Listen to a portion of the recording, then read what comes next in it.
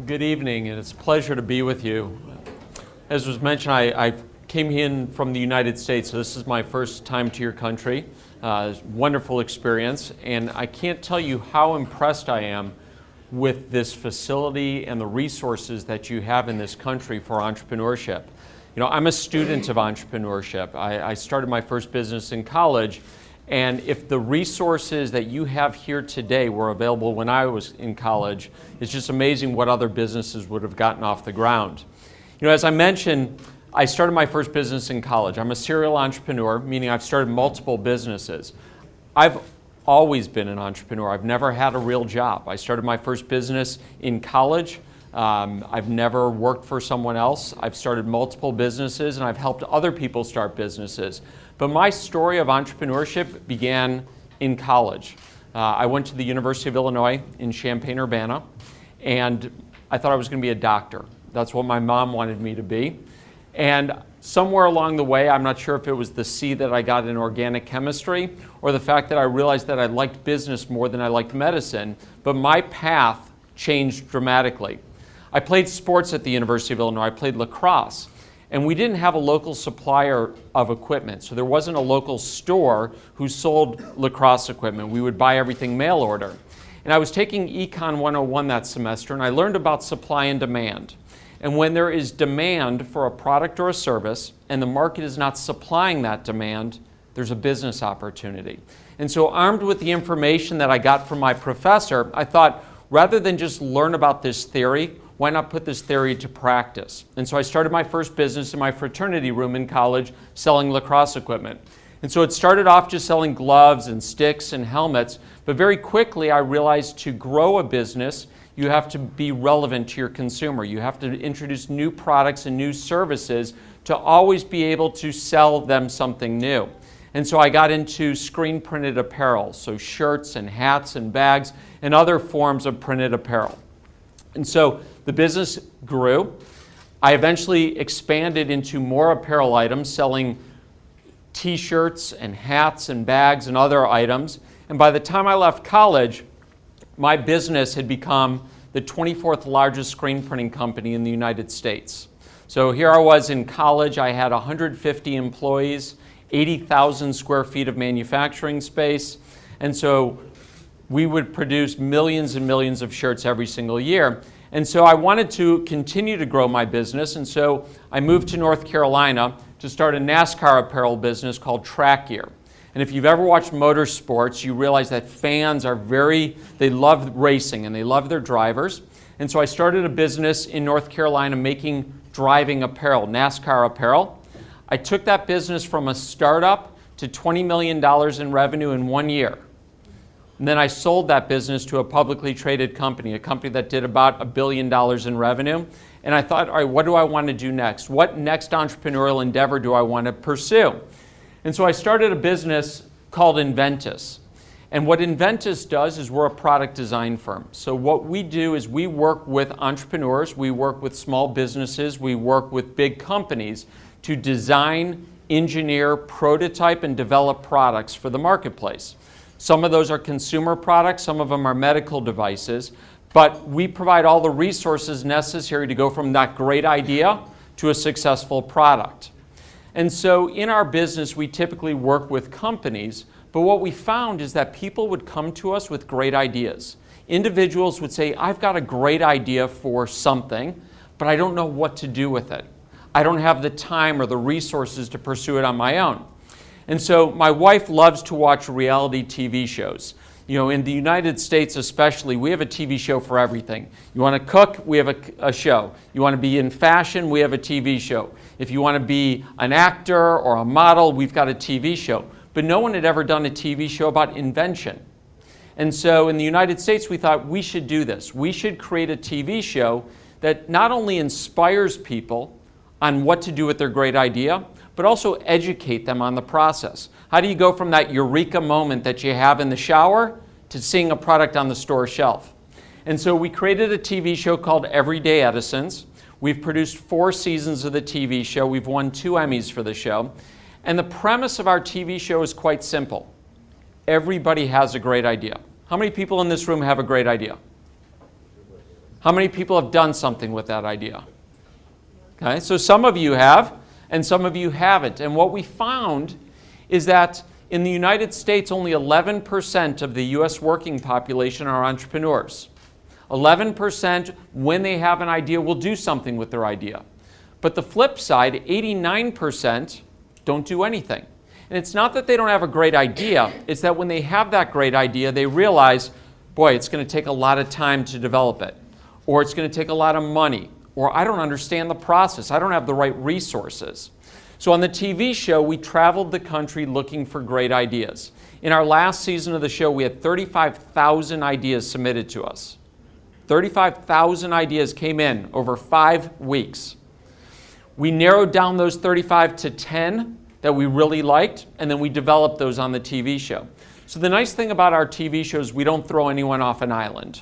So we don't humiliate people, we don't tell people their idea is bad. What we do is we help make dreams come true. And so along the way, we tell the stories of other successful entrepreneurs and inventors, guys like James Dyson. Has everyone heard of James Dyson and his vacuum cleaner? Great entrepreneurial story, great inventor story. And so what we do is we try to develop these products and bring them to the market. And of course, we've had some great successes. In our first season, Brad and Melinda Shepard came to us with a problem. They have little kids, and their kids spill. They needed a solution to that problem. And so we created a bowl called the gyro bowl that's spill resistant. So you can literally turn it upside down and nothing falls out of it. We took that idea, we developed the prototypes, we went to manufacturing, we started selling the product, and we sold $65 million US of that product in 1 year. In our second season, Michael Deep, a Vietnamese immigrant, came to us with a problem. His cats were scratching his furniture. So the prototype he made, if you can see it here, is just a 2x4 with some carpeting and sandpaper on it. We took his prototype, we redesigned it, and created a product called the Emery cat that sold almost $100 million.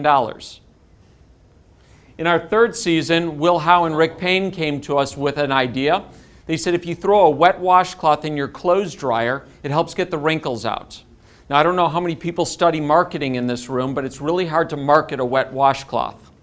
So we had to turn a wet washcloth into a marketable product. And so we turned it into a product that we call the gyro ball, the Mr. Steamy. It's a ball that you fill with water, you put it in the dryer, and it steams the wrinkles out of your clothes. And we sold $35 million worth of that product in the first year.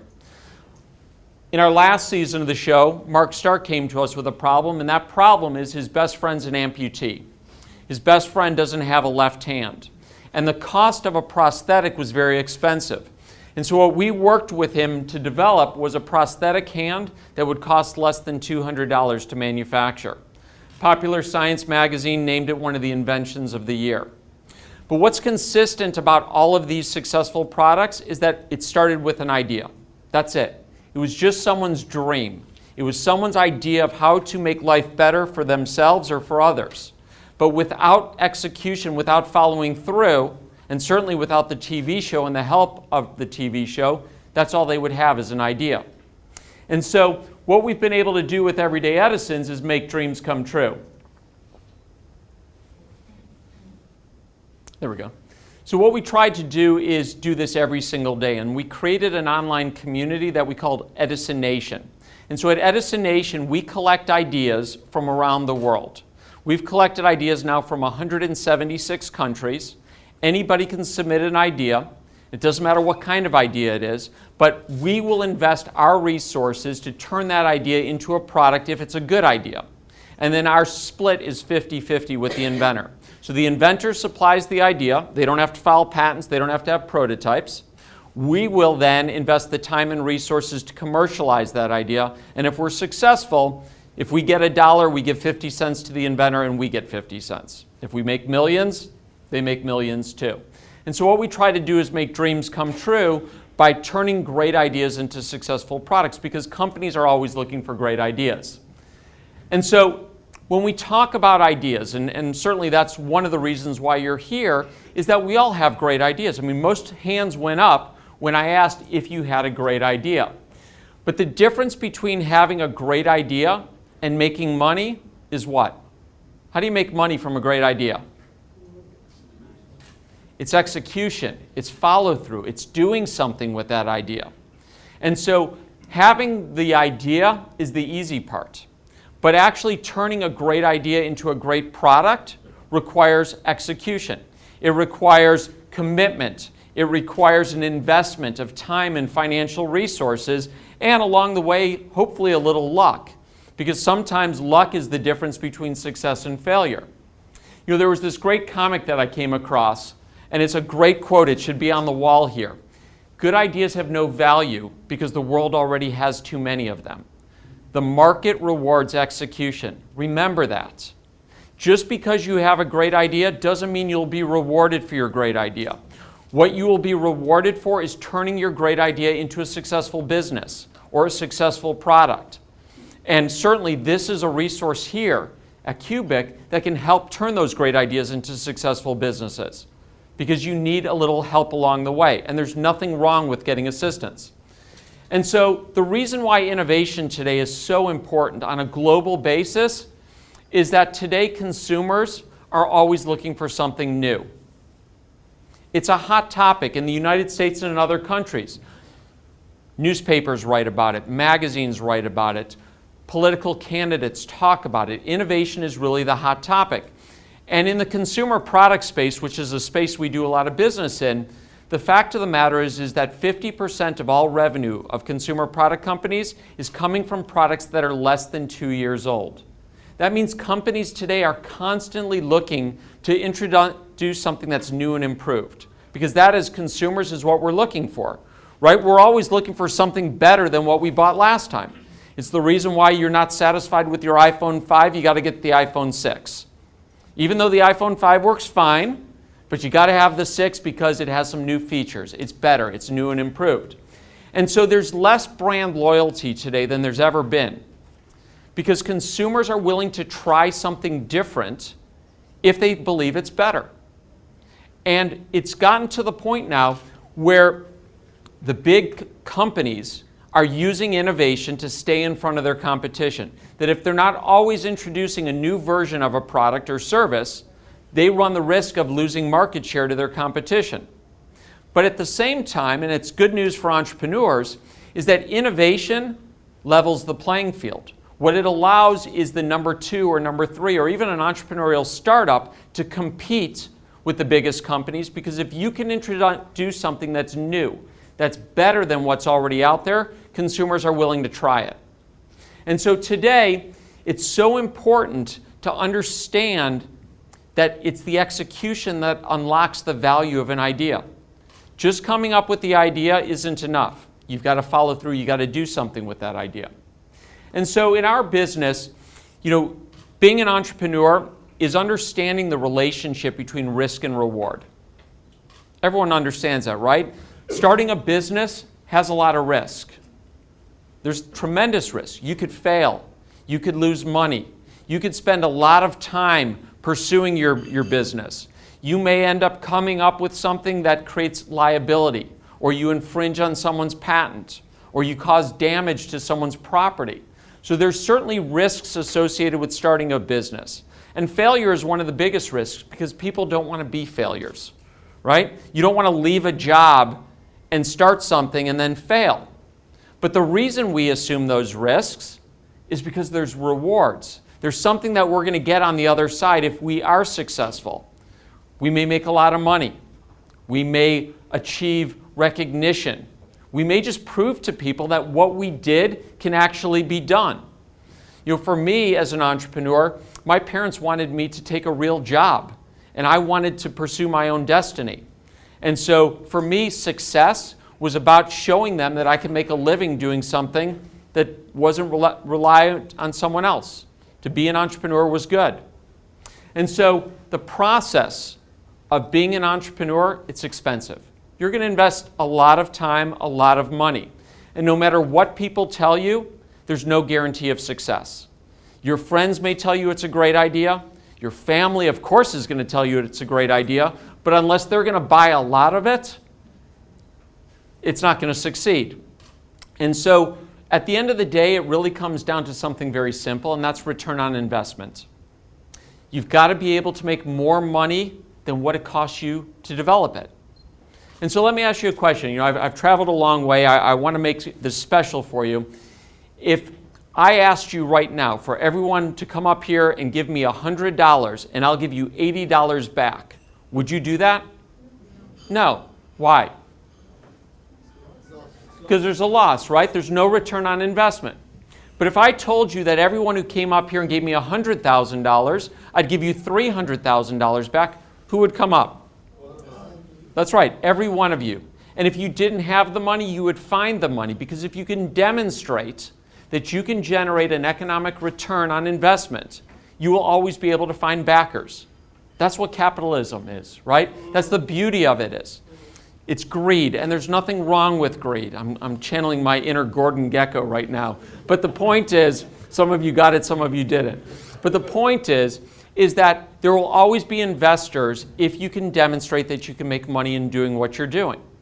And so when I hear from people who tell me that they're having a hard time raising money, what I'm really hearing is that they're not doing a very good job of showing how they're going to make money. That's what you got to focus on, because that's what generates the economic return. And so in my job, trying to determine whether an idea is feasible or not comes down to 5 simple questions. And these are 5 questions that you should be able to answer before you take the plunge. Before you pull out your wallet and start spending money, before you write the business plan, before you start talking with investors, before you even talk with your spouse, answer these 5 questions, because this is going to help you determine whether or not your idea is really feasible. The first question is, what is your product and what makes it unique? Now I'm going to tell you something you don't want to hear, but I feel that I have to tell you this. Every idea that you have, every idea that you're thinking of right now, every idea that's in your mind, we don't need it. We don't. It's 2015. Society has made it this far without it, and I promise you that society will continue without your idea for a business. So we don't need it. But tomorrow, consumers may want it. There's a big difference between needing something and wanting something. My recommendation, erase the word need from your vocabulary. We don't need anything. Okay? Our basic core needs are being met. There's plenty of products out there that meet our basic core needs. What you've got to figure out as an entrepreneur is what is going to make a consumer want what you have. And when we talk about want, you've got to be able to differentiate your product. Why is your product or service better than what's already out there?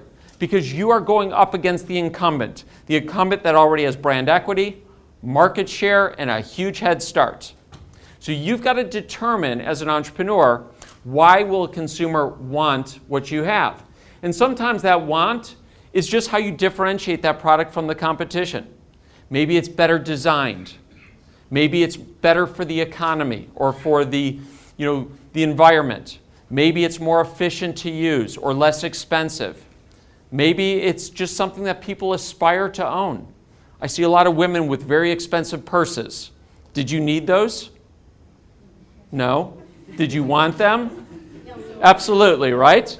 So if the need was I need something to carry my possessions from here to there, you can use a shopping bag, right? Do you want that? Of course not. So you've got to figure out what you're going to do to differentiate your product that's going to make consumers want to buy it. And so again, it comes down to those little things. And it comes down to what the consumer is really looking for and what's important to them. At the end of the day, it's the value proposition, right? What is the consumer really purchasing? Are they purchasing a brand that they aspire to own?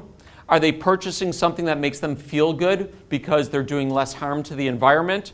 Are they purchasing something because it's going to save them money or maybe just bring joy to their family?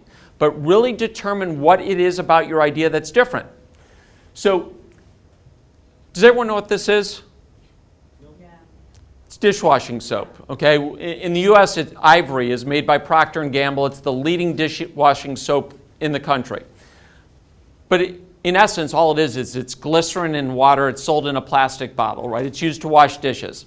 So it's a commodity. right? It's just dishwashing soap. And here in this country, you have lots of different brands. There's really not a lot to differentiate the brands one over the other.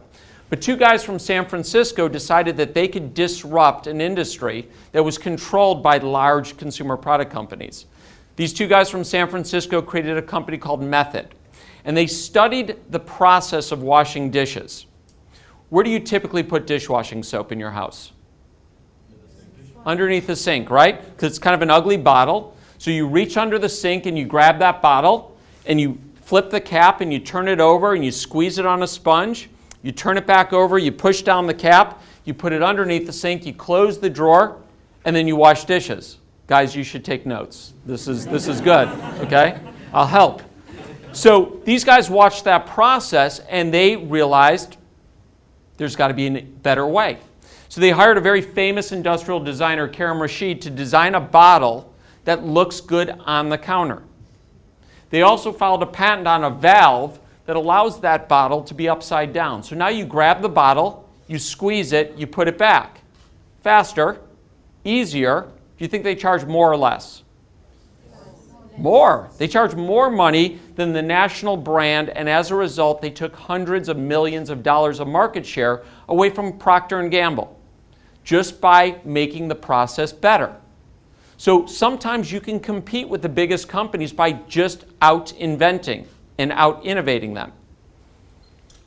Sometimes innovation is disruptive, right? We take for granted today that we carry in our pocket a computer, a phone, a calendar, camera. I mean, we've got everything here that used to take an entire desk. But this is disruptive innovation. Did we know we needed something like this years ago? No, because we didn't even know it was possible. But that's a great example of innovation that anticipates what we may want in the future. And then sometimes innovation is just silly. I don't know if they have the Snuggies here, but the Snuggies, which is basically a blanket with sleeves, has sold over $1 billion US in the United States for a bathrobe that's worn backwards. And you know that there are monks who are looking at this and saying, we thought of this thousands of years ago. But that's the difference between having a great idea and doing something with that idea. So, second question you need to be able to answer is, who is your customer? And please don't say everyone in the world. It kills me when people come to me and say, I've got this great idea and everyone in the world is going to need it. 2 strikes against you, right? First off, they don't need it. Second, not everyone in the world can even afford it or access it, or you couldn't even manufacture enough for everyone in the world. So what you've got to be able to do is really paint a picture of who is your perfect customer. And when I say your perfect customer, I want to know how old they are. I want to know how much money they make. I want to know what their education level is. And geographically, I want to know where they're located. Why do you think that's important? Why do you think it's important to be able to know this information about my perfect customer? I can quantify them, right? I can pull data and realize that if my perfect customer is a male who's 28 to 35 years old and he's got a college education and he makes $50,000 to $100,000 a year, I can quantify the size of that market. I also know where to look for those people. And so it's really important to have a good understanding of the size of your market, not the whole global market. You know, I have people in the United States who come to me and say, if I can just get 1% of the US market, I'll make a lot of money. Well, that's great, but 330 million people in the US is not your market, right? There are kids, there are elderly, there are people who can't afford what you've got. And so not everyone is your customer. You've really got to be able to define who your perfect customer is. And if you can do that, if you can answer this question, then question number 3 is really easy. How do you figure out whether or not customers want your product? It's not a trick question. You ask them, right? So if you know who your customer is, you can ask them. And you don't have to necessarily share what your business idea is or what the secret invention is. But what you can do is you can identify what is the pain that they suffer from and will they purchase a better remedy? Because that's really what products are. And so you want to figure out whether or not that product is actually wanted. You can talk with those customers. And you need to figure out who's actually making that purchase decision. So is this something that the husband buys, or the spouse, or maybe the kids buy it? You want to find what actually drives that purchase decision.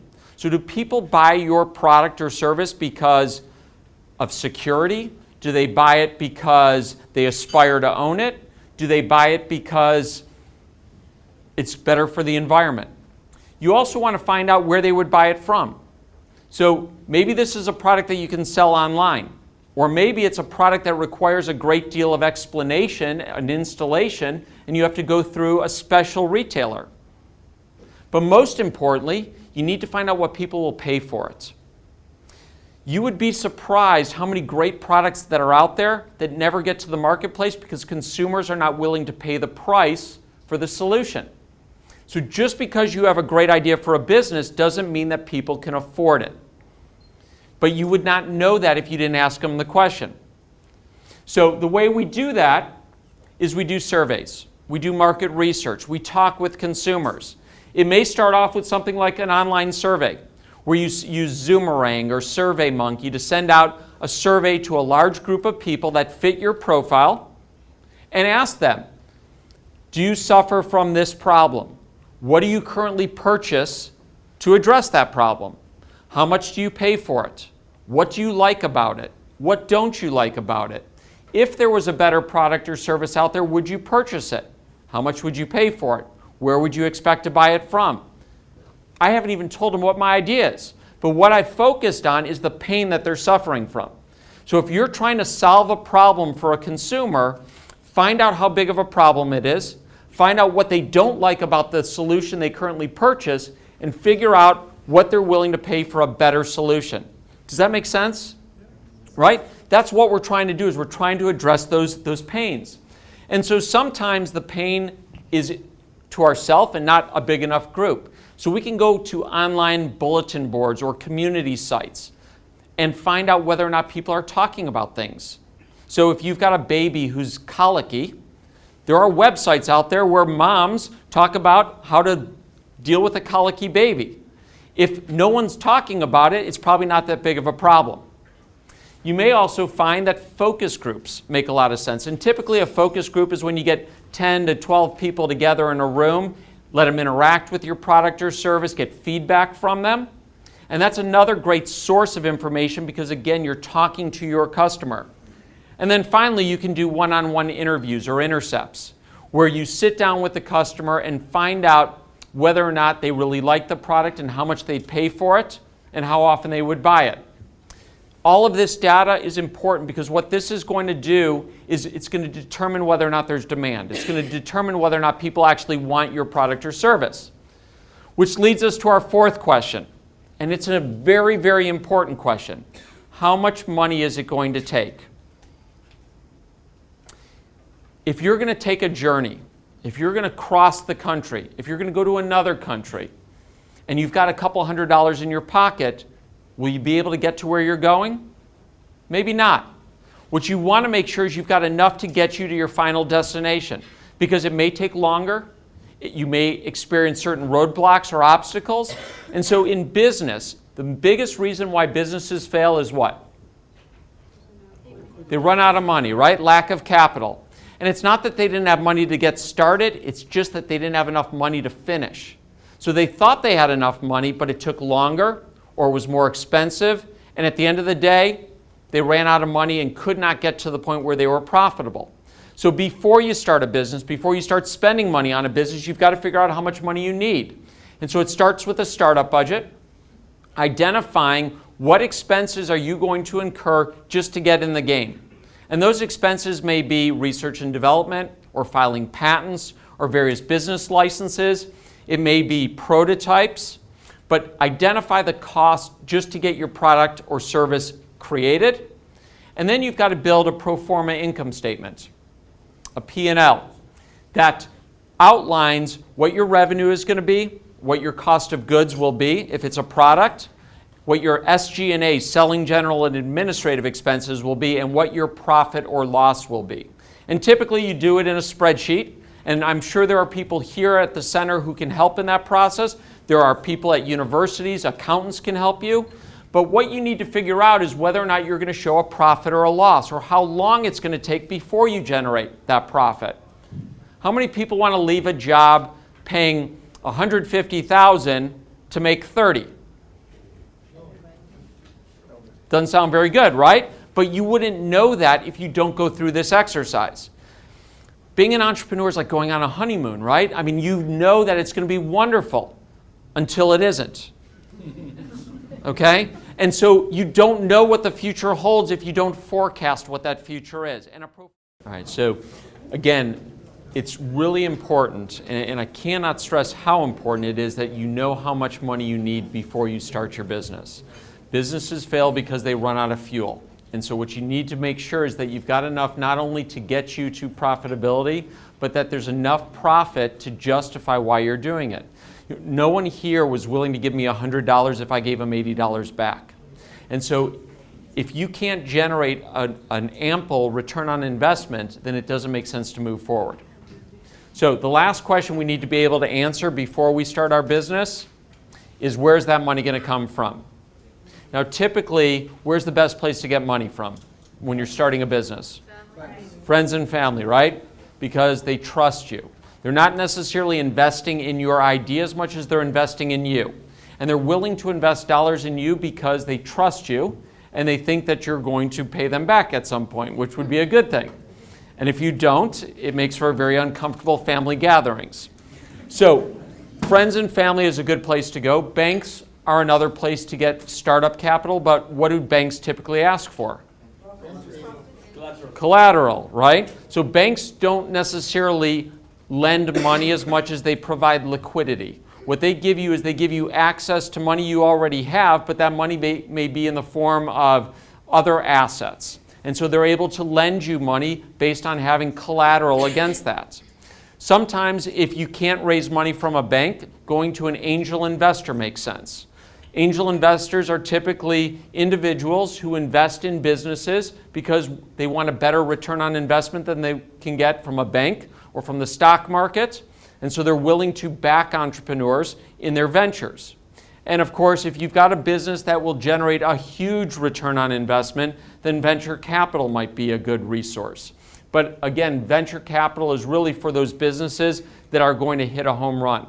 They want to invest large amounts of money, millions of dollars, but they also want to generate billions of dollars or hundreds of millions of dollars in returns. So you've got to figure out where that money is going to come from, but sometimes you just got to get creative. Sometimes the money you need is in an unlikely place. If you've got orders, for example, let's say that you've created a product or service and you're able to get pre-orders from a customer, your orders or purchase orders are collateral, and banks will lend against purchase orders. There are commercial factors that will advance you money on those purchase orders so you can actually produce the product or service. Another great place to get the startup capital that you need is from your manufacturer. So you may find that a manufacturer would be willing to produce your product for you in exchange for extended terms. So maybe they produce it and instead of getting paid in 30 days, they get paid in 90 days or 120 days. That gives you ample time to go out, sell your product, collect your money, and then pay the manufacturer. So sometimes you got to look beyond what is customary. Crowdfunding is another very popular way to raise capital in the United States, where you're essentially pre-selling your product. You show what your business idea is, you put it up on a crowdfunding website, hopefully you get a lot of traffic to that site, and people place pre-orders. That gives you access to the capital that you need to get the business off the ground and then deliver the product to your customers. But most important, don't focus on what it costs to develop a product or start a business. You've got to focus on how much you make. No one wants to give me $100 to get $80 back, even though it's only $100. But everyone's willing to give me $100,000 if they're going to get $300,000 back. Your idea may cost millions, tens of millions of dollars to get off the ground. But if you're going to generate a good return on that investment, it makes sense to do it. Whereas you may have a great idea for a business that wouldn't cost very much to get off the ground at all, but if it's not going to generate a profit, don't do it. So if the numbers don't add up, don't do it. You know, what I have found is that sometimes entrepreneurs think that they're only going to have one great idea in their life, that they have that one great inspiration, and they figure that that's the only great idea they're going to have in their lifetime. And so they rush to do something with it. They start a business, they invest all their capital, they quit their job, and then they realize that it's not a very good business at all. If the numbers don't add up, if you can't generate a profit, don't do it. Because at some point you will find the right opportunity. At some time, maybe the market conditions will be correct. Maybe the technology will get better, or maybe the cost will come down. But if you're not going to generate a profit, you're just setting yourself up for failure. And so the next steps, you got to find the money. Don't start this journey if you don't have enough to get you to the final destination. It's a formula for disaster, and it doesn't end well. You also need to protect your idea. Patents are a great way to protect inventions, novel ideas. It prevents others from making, using, or selling what you have created. Trademarks protect your brand. So it identifies the maker or user or seller of a product or service, and it keeps other people from using that brand. Of course, copyrights and trade secrets are other forms of intellectual property, but what you want to make sure is that you create the barriers of entry so other people don't compete against you. You need to build a prototype. At some point, when you're developing your idea for your business, you've got to reduce it to practice. Get it to the point where you can demonstrate how it works. Maybe it's a software website, maybe it's an app, maybe it's a physical, tangible product, maybe it's a business process. But if you can demonstrate to people how it works, you can get the feedback and potential investment. And then you've got to make a decision. Does it make sense for your business to create a company around it, or does it make more sense to license your idea to somebody else?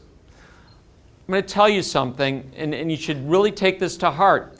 Every great idea is not a fundable business. Every idea doesn't warrant the investment to create a company around it. But ideas themselves could have value if you put it in the hands of the right company. So there are companies already that have distribution, that have sales, that have established brands. Sometimes your great idea should really be put in the hands of another company, and you just collect royalties on sales. It's lower risk, and you've got a chance to actually see it succeed. And so in business, you've got to start small. You've got to get traction. You've got to validate your model. You know, so often I see people who aspire to be able to sell their product to Walmart or Amazon or really hit it big. But the reality is, any new product or service that you have is competing against something that already exists in those stores. You've got to convince a customer not to buy what they're already buying. And that's hard because they're already familiar with what they're buying. And so when you have a new product or a new service, you're selling against what's already out there in the marketplace. And so getting some traction, some early validation from customers will help you sell to the bigger retailers or to the bigger customers because you will have some momentum behind you. You also may decide that, like I said, licensing could be a better option, that putting the product or the service in the hands of a larger company that's more established would make it easier to get that product to the marketplace rather than taking on the investment all yourself. And so in our business, we've learned a lot of lessons, and these lessons really come in the life stories of our inventors. Herb Hart was 87 years old when he came up with his great idea. He came up with a way to take 24 wrenches and reduce it down to 3. 87 years old before he finally came up with his great idea.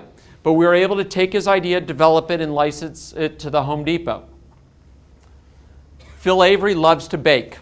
And if you've ever baked a cake, you realize that a cake pan is very large and it takes up a lot of space in your drawer, your cabinet. So Phil Avery had an idea, and we worked with him to co-mold silicone and aluminum, so when you make that cake, you pull the tab and the cake pan lays flat.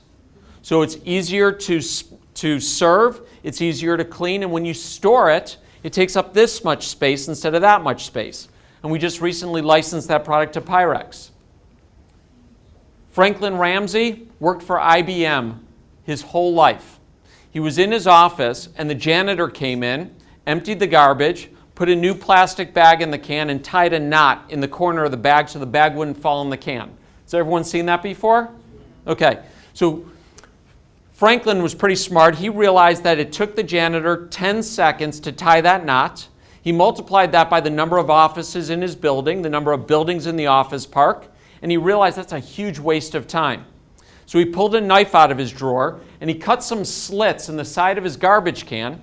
He draped the plastic bag over the can and he pushed the excess plastic through the slits so it wouldn't fall out. Great idea. He brought us that idea. We filed 3 patents around it, and we now license this to over 20 companies around the world. And now he makes hundreds of thousands of dollars a year for doing nothing but having a great idea to improve something that already exists. Dr. Bill Nort is an orthopedic surgeon.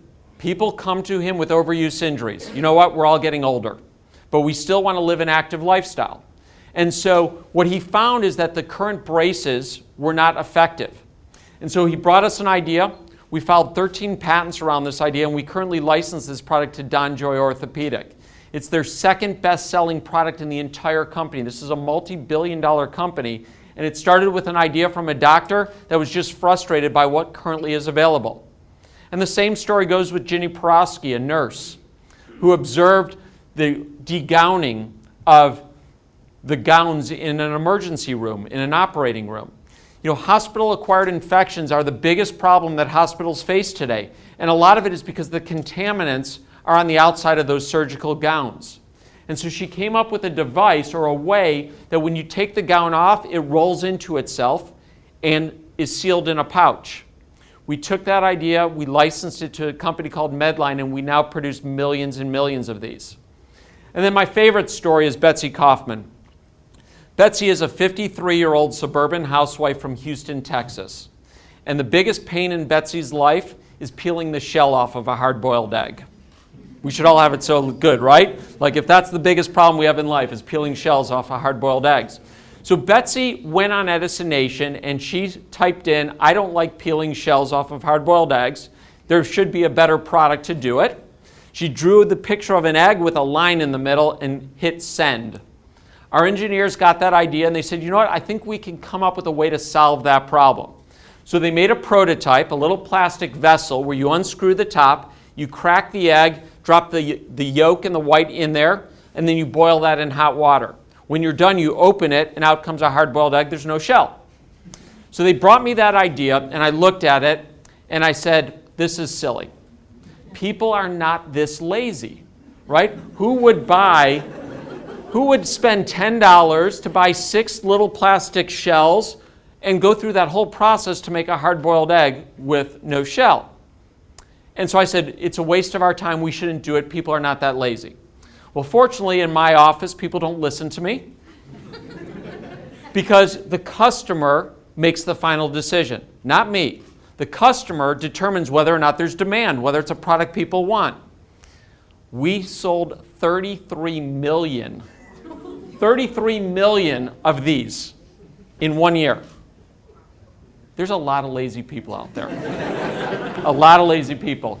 But it validated, first off, the belief that every idea has a chance and that the customer is ultimately the judge and the jury. They're going to make the decision, and they make that decision, they cast that vote with their dollars. So don't fall in love with your idea if the market doesn't fall in love with your idea. Don't believe your baby is beautiful if people are telling you the opposite. You've got to follow through. You've got to turn your ideas into great products. And so in my business, you know, I think I have the greatest job of all. In fact, I don't really call it a job because I get to travel the world and I get to meet really interesting people. I get to hang out with lots of celebrities, okay? So, I mean, we're tight, very tight. Get trophies for the stuff that we do, right? Patents, the government recognizes the value of what we create. Got to write a book to help inventors in the process. And a couple of years ago, the president invited me to be on stage with him when he signed the most comprehensive overhaul to the US patent system in over 100 years. But what I enjoy more than anything is the people, because every one of you has a unique story. Every one of you has an idea that deserves a chance. Every one of you has a dream that really deserves to be fulfilled. And somewhere in here is the next Betsy Kaufman, right? Someone here has an idea that will sell 33 million units of something that we don't need, but we will want. So, I showed you a picture earlier of James Dyson. And some of you know James Dyson's story, some of you may not. I had the opportunity to spend 2 days with James Dyson, and his story is remarkable, and I really feel like I should share with you kind of the best parts of it, maybe the untold parts of it. James Dyson wasn't necessarily setting out to create the best vacuum cleaner in the world. He didn't want to be a billionaire. What James didn't like was that his wife nagged at him when he came home. Yeah, he would come home from work, and his wife would say, "James, the Hoover's broken." And so James would take the vacuum cleaner apart, he would change the bag, he would put a new bag on there, and it would work fine for a couple weeks. And then, sure enough, James, the Hoover's broken. What frustrated James was that the bag wasn't full, but the dust inside the vacuum bag clogged the pores, and that's what reduced the suction. And so when he would go to work every day, he went by a lumber mill that had a large cyclonic vacuum system up on the roof, so it sucked in sawdust all day long but didn't clog. So he built his first prototype out of cereal boxes and duct tape. He created a vacuum cleaner that didn't need bags, didn't lose suction. So he went to work the next day. He had a small design company with his brother-in-law and family friend. He showed him his creation. He was excited. He had this beautiful baby, right? And they looked at it, and they said, "James, if there was a better vacuum cleaner out there, Hoover or Eureka would have already invented it." Now, of course, they said it in a British accent, so you can imagine how sinister it sounds in a British accent, right? And so not only did they dump cold water on his invention, but they told him if he wanted to pursue it, he would have to leave the company because it would be distracting. And so that's what he did. He left the company, and he started pursuing his invention. And you would think, looking at the Dyson vacuum cleaner, that would be overnight success, that the market would realize this is brilliant, that manufacturers would recognize this is disruptive, we have to take it on. But they didn't. There were no takers, there were no investors. He came to the United States hoping that a US company would see his brilliance. And one CEO of a vacuum cleaner said, "James, you don't get it. Do you have any idea how much money we make selling vacuum cleaner bags?" It was a disruptive model, right? You can't sell vacuum cleaner bags to a consumer that has a vacuum cleaner that doesn't need a bag. It's like selling razors that don't need blades. And so he spent years and years, almost 10 years, pursuing his idea, but ultimately he found a market in Japan. That market grew to the UK and then the US, and last year he sold over $1 billion. So the lesson that you learn from this is to be successful as an entrepreneur. It really comes down to 3 P's. The first one, you got to have passion. You really have to have passion about what you're doing, because that passion is going to be evident to everyone you meet, to the investors you're trying to attract, the customers you're trying to get, and the employees that you need to follow you on this journey. Second, you got to be patient. Success does not come overnight. And as much as you want it, it's not going to happen that quick. So you've got to have that patience. You've got to understand that you're doing it for the right reasons and just follow your heart. And third, you got to be persistent. Don't give up. Life is going to throw obstacles in front of you. And some of these are going to be obstacles that you're not going to be able to overcome right away. But if you truly believe in your idea, if you have an idea that the market sees the value in, then you will succeed. So I appreciate your time today. I would love to answer any questions that you have. And most of all, I wish you nothing but success. Thank you.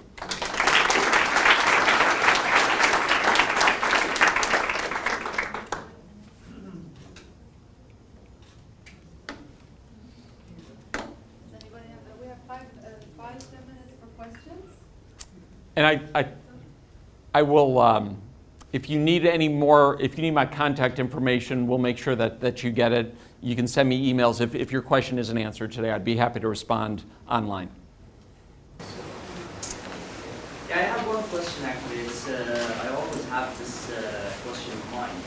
When you started your first business, have you answered all these questions? Where's the quote? Instead of writing a business plan, go outside the building and do a customer validation first. So I preach about writing business plans and how important they are, but the reality is you got to go out and you got to test the market. And so when I started my first business, remember selling lacrosse equipment, I talked to my customers. So I talked with the other players on the team. I was fortunately in a position where I knew who my customers were, and so it was very easy to find out whether they would do business with me versus the incumbent that was already in place. I met a lot of entrepreneurs, and actually they had like a big answers to all of these great questions, and they made it. So is it like going by the book? As it's happening right now, you have to come with a business plan, feasibility study, all these sheets, cracking numbers, spending all these, time and effort. Or do you trust your gut's feeling? I mean, this is, trust an idea that you think you can create the market. Well, ultimately, your gut is going to be kind of the final decision whether you move forward or not. But what you really have to trust is the market validation. So you need to trust that your customers are actually going to want what you've got. And so, again, if you answer these 5 questions, right, if you've defined why your product's unique, if you know who your customer is, you've quantified the demand, you know how much money it's going to take, and you can generate a profit, then you make that decision in your gut and you say, you know what? I feel good about the information that I've gathered, I'm going to move forward. Sometimes the business plan is just the roadmap that you create so others can follow you. Most entrepreneurs have the vision. You said that people can submit ideas to you.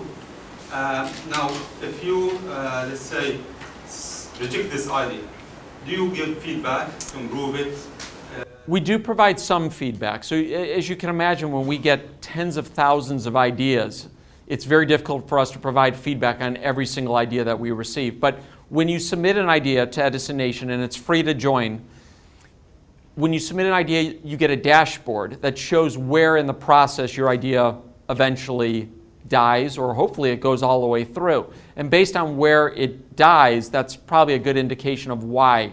So it may be patent review, or it may be marketability, or it may be customer demand. So we track the ideas through this process. But what if that idea is like something that you didn't like, but it may work? Well, so Aggies is a great example. It made it through the process, right? But I was lucky because your assistant, I like that. Well, our process worked, right? So our process makes sure that there's market demand, and we never allow one person to make a decision. They just, one of my engineers brought the product up to me to show it to me, and I looked at it and I said that was silly, but I don't make that final decision, and no one in our building does. Again, the customer is going to make the final decision. One more question, please. Hi, my name is Mustafa Rifai. You said that if your idea does not make money, just forget about it, right? But you see those entrepreneurs that started those social media networks and WhatsApp apps, and then they sold it for billions. So yeah, but there's still a model there, right? So they understand that they're going to give something away. I mean, they realize that they're not going to run that business for 10, 20 years and give it away for free and not make any money and have a sustainable business. They go into that knowing that the way that they're going to make money is through being acquired or a freemium model where they start off by giving it away and then they convert people to some sort of a paid model. And so, I mean, it's somewhat different in software because there are strategies associated with giving stuff away to get those customers, but the value of the business, even though it may not necessarily be generating profits, the value of the business is increasing because as the community or marketplace gets larger, that's what creates the value. So I just, because we have the next speaker, if you guys have any questions, we'll refer you guys to Lewis. Thank you.